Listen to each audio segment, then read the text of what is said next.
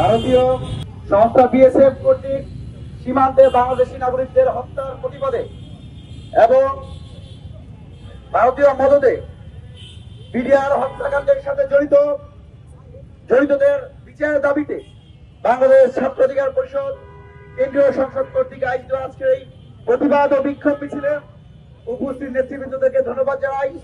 পাশাপাশি দীর্ঘ সময় ধরে এই সকল সাংবাদিক বন্ধুরা ভাইরা এসেছে, অপেক্ষা করেছেন, তাদেরকে আমরা শুভেচ্ছা জানাচ্ছি। আপনারা জানেন গত 30শে নভেম্বর রবিবার বাংলাদেশের চাঁপাইনবাবগঞ্জের দুইজন সন্তানকে ইব্রাহিম রিঙ্কু মমিনকে বিএসএফ তুলে নিয়ে রাতভর পিটিয়ে তাদেরকে হত্যা করার পর তাদের লাশগুলো পদ্মা নদীতে ভাসিয়ে দিয়েছে। বাংলাদেশের নাগরিক হিসেবে বাংলাদেশের জনগণের কোনোভাবে নিরাপত্তা নাই বলে আমরা মনে করছি। এত বড় একটা ভয়ঙ্কর এবং লজ্জার বিষয় ঘটে গেল আমরা অন্তর্বর্তীকালীন সরকারের ন্যূনতম কোনো একটা প্রতিবাদ দেখতে পাই নাই। শুধু গত 30শে নভেম্বর নয়, 29শে নভেম্বর চাঁপাইনবাবগঞ্জের চুয়াডাঙ্গার শহীদুল, গতকাল 4 ডিসেম্বর পাটগ্রামের সবুজ হত্যাসহ গত এক সপ্তাহে 4 জনকে বিএসএফ হত্যা করার পরও বাংলাদেশের পক্ষ থেকে কোনো প্রতিবাদ আমরা দেখতে পাই না।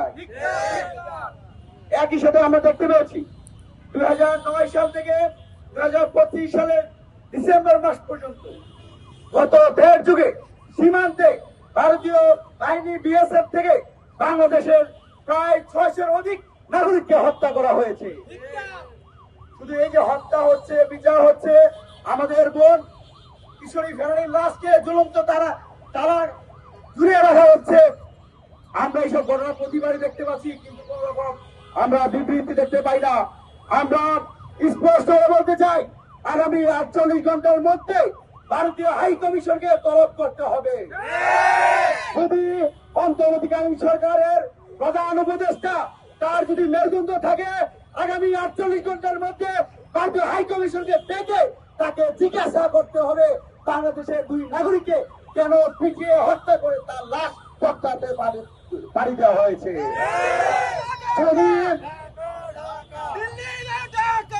আগামী 48 ঘন্টার মধ্যে ভারতীয় হাই কমিশনকে তলব না করে, তাহলে ছাত্র অধিকার পরিষদের নেতৃবৃন্দদের নেতৃত্বে এদেশের ছাত্র জনতা ভারতীয় দূতাবাস ঘেরাও করবে। যদি তাও বিএসএফ সীমান্তে আমাদের হত্যা বন্ধ না হয়, আমাদের মায়ের মুখ খালি বন্ধ না হয়, আপনারা কিন্তু দেখেছেন কিছুদিন আগে চাঁপাইনবাবগঞ্জে এক কিশোর আমাদের বিড়ি ডানাতে কাস্তে, এই বিড়ি খেয়ে হাতে কাস্তে নিয়ে কিন্তু বিএসএফ কে পরাজিত করেছিল। যদি সরকার ব্যর্থ হয়, তাহলে দেশের বিপ্লবী ছাত্র জনতা সেই বিজিবির সাথে সাথে বিএসএফ কে তারা করতে রওনা দিবে। আমরা সবসময় বলে থাকি, ভারতের জনগণের সাথে আমরা নিবিড় সম্পর্ক রাখতে চাই। আমরা ভারতের সরকারের সাথে আমরা ন্যায্যতার সম্পর্ক রাখতে চাই। কোন স্বামী স্ত্রীর সম্পর্ক দেশের মানুষ মেনে নিবে না।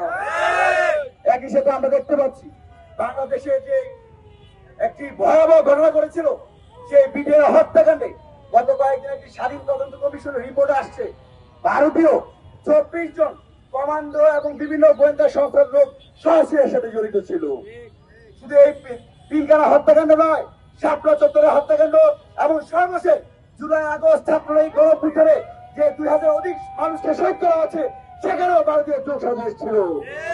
আমরা অন্তর্বর্তীকালীন সরকারের মধ্যে আহ্বান জানাবো, এই যে 600 অধিক মানুষের সীমান্তে হত্যা করা হয়েছে, এই পিলখানা হত্যার সাথে জড়িতদের, শাপলা চত্বর হত্যার সাথে জড়িত, একই সাথে বাংলাদেশের ডাস্টবিন যে মানুষের মুখ খালি করে রাতের পর রাত মানুষের মুখ খালি করেছে, সেই শেখ হাসিনাকে যদি ভারত বাংলাদেশে ফিরিয়ে দেওয়া না হয়, তাহলে এদেশের জনগণ ভারতের সাথে কূটনৈতিক সম্পর্ক বন্ধ করে দিবে। কিন্তু আমরা চাই না, আমাদের বন্ধুপ্রতিম রাষ্ট্র হিসেবে ভারতের সাথে আমরা ন্যায্যতার সম্পর্ক চাই, কোন বৈরিতার সম্পর্ক চাই না। আমাদের পূর্ববর্তী বক্তারা বলেছেন, যদি সীমান্তে আর কোন লাশ পড়ে, তাহলে একটা লাশ পড়ে 1-এর অধিক লাশ বাংলাদেশ থেকে পড়বে। আমরা এখন আর সেই দামি সরকার আর ভারতীয় মদতপুষ্ট সরকারের অন্তর্ভুক্ত বাংলাদেশ নয়। দেশের জনগণের সরকার রয়েছে। আমরা স্পষ্ট ভারতের সরকার এবং দিল্লি সরকারের প্রতি আহ্বান জানাই, আমরা বন্ধুপ্রতিম রাষ্ট্র হিসাবে বন্ধুত্বের পরিচয় দিতে চাই। এর ব্যত্যয় যদি ঘটে, আজকে আমাদের এই বিক্ষোভ মিছিল আগামীতে হবে ভারতীয় হাই কমিশন ঘেরাও, এরপর হবে লং মার্চ টু বিএসএফ এর বিরুদ্ধে আমাদের লং মার্চ চলবে। সবাইকে আজকে এই প্রোগ্রামে উপস্থিত হওয়ার জন্য ধন্যবাদ জানিয়ে আজকে বিক্ষোভ মিছিল বিক্ষোভ প্রতিবাদী সমাবেশ শেষ করছি।